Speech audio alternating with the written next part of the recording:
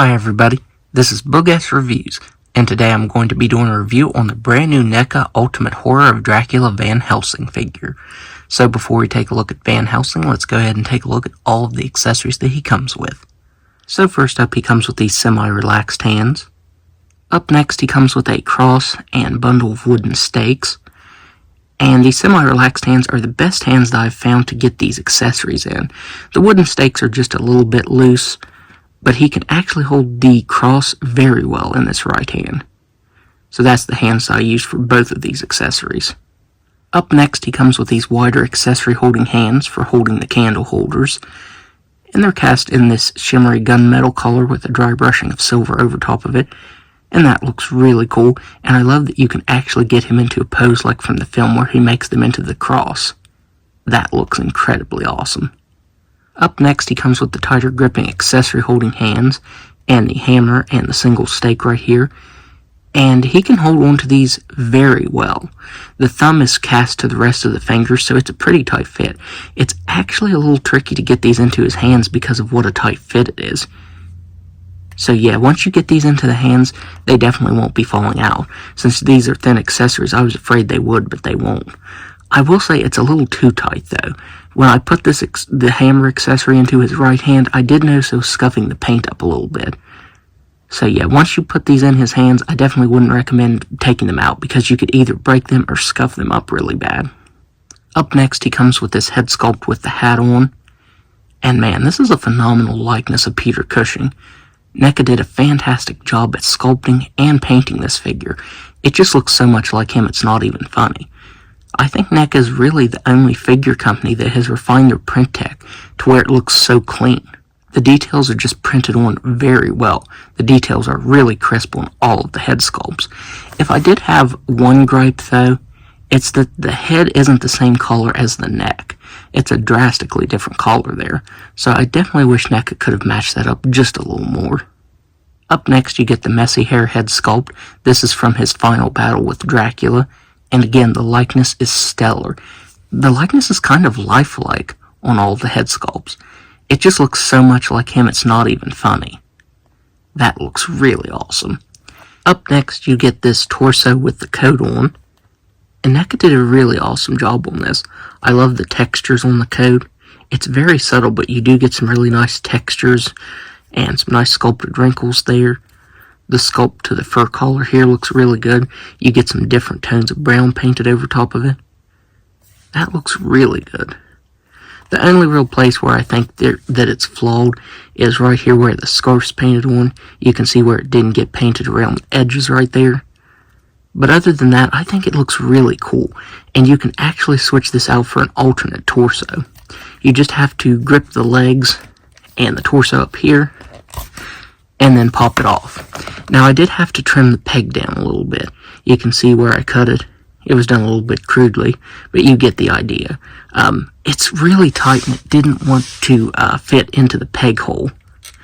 So once I trimmed it down, switching it out is pretty flawless. So yeah, if you plan on switching it out, I definitely would trim that peg down a little bit. So you get this alternate upper torso without the coat. You can see the shirt there and the vest. He comes with a set of these open hands. And finally, he comes with a set of accessory holding hands for this torso. Now, since the accessories are such a tight fit in the gloved hands, I'll definitely leave them on there. It would have been cool if we would have gotten another hammer and stake. That way we could have another set for these hands, but we don't. I'll most likely just display this torso with the open hands. That way I don't have to switch the accessories back and forth. With this torso, you get the regular Van Helsing head sculpt, which all of the head sculpts are interchangeable, so you can change this head sculpt onto the coat version and vice versa. And as I said, this is an incredible likeness of Peter Cushing. The sculpt and the paint detail on it is crazy. I don't know if the camera's picking it up, but he actually has 5 o'clock shadow that's printed on his face, and I actually thought it was sculpted on because of how well it's printed on. That's how convincing that print tech is. So yeah, Neca really went above and beyond with this head sculpt. And the torso itself looks really nice as well. I love the vest. It's done in this kind of, I don't know if it's like a maroon color, but when you hold it up to the light, it kind of reflects purple. So I think that looks incredibly awesome. and on the back it's just done in black with a dry brushing of gray, and that brings out the texturing very nicely. Neca did a really good job at sculpting and painting that. I do wish that the paint would have been better right here around the sleeve. I think it's cast in white and the skin tone's painted over top of it, but you can see where a lot of the skin tone didn't get painted on. You also get a little bit of skin tone painted on up here, and white paint down on the forearm. It does get a little spotty around here on both sides. You can see how wavy that line is right there. But other than that, I think the forearms look really good. I was surprised at the amount of sculpt detail they have. They sculpted the arm hair on as well as the veins, and then it looks like it has a bit of a gray wash to bring the sculpted arm hair out very nicely. The only bad thing is the forearm and the head are the same color, and the neck and the hands are a different color. I feel like that's really noticeable, especially if you have the figure like this. The difference in skin tone isn't quite as noticeable if you're looking straight on with the head and neck, but the forearm, the elbow joints right here, and the hands are drastically different colors. I don't know if it's like that on all of them, but on mine it is very noticeable. He has some incredibly high-waisted pants here, and surprisingly, they actually have a really good amount of texturing on them. If I hold it to the light, you can see the sculpted textures in between the wrinkles, and I was really surprised by that. I thought these would be really plain, but yeah, you actually get sculpted texturing over all of the pants, and that looks really good. I will say that I definitely wish the sculpt of the pants would have been a little bit different down here, because it does hinder all of the articulation in the ankles. So whenever you're posing him, he's just going to fall backwards. Or if you have the torso with the coat on, he's just going to fall forward. So yeah, it would have been cool if they would have included, if Neca would have included a stand with him, because getting him to stand has been a nightmare so far. So now, let's go ahead and go over his articulation.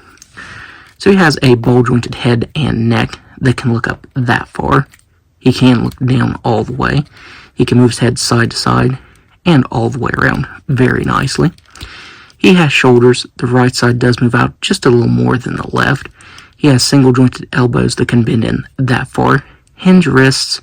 Now the hinge on all of the hands doesn't really seem to work. It moves side to side, but the up and down movement is extremely hindered. He has a ball jointed waist and diaphragm that can move back all the way. But you can see that the underneath right here is getting stained from the plastic here and the vest. I guess the vest is actually cast in purple, so it looks like some purple's rubbing off underneath there. He can crunch forward that far. He can move side to side at the waist and all the way around very nicely. He has ball jointed hips that can do a complete split. He can kick forward all the way. He can kick back all the way. He has a very nice thigh swivel. Single jointed knees that can only bend back that far. I definitely wish it could move just a little more. He has swivel up here in the shin. It does move side to side, but the ankle movement, it doesn't really move up or down. And the rocker is extremely hindered. So before we do size comparisons, I will do the articulation with the alternate torso on. So with the alternate torso on, he has a ball-jointed head and neck that can't really look up that far. He can't really look down that far. He can move his head side to side and around very slightly. He has shoulders that can move out very nicely, single-jointed elbows that can bend all the way in. As I said, the wrist has hinges, but they really don't work. It does move side to side. This one also has a ball-jointed diaphragm and waist that can only move back that far, forward very slightly. He can move side to side very nicely. The hips can only move out that far. You might split the material if you move them out any more. He can kick forward very slightly, back very slightly. The knees can still bend the same, and then the articulation from here down is exactly the same. So now, let's do some size comparisons. So first up, here he is next to the Bela Lugosi Dracula figure. Surprisingly, I don't have the Christopher Lee Dracula figure yet. I really need to get him, especially now that I have Van Helsing. Here he is next to Nosferatu. Here he is next to Frankenstein.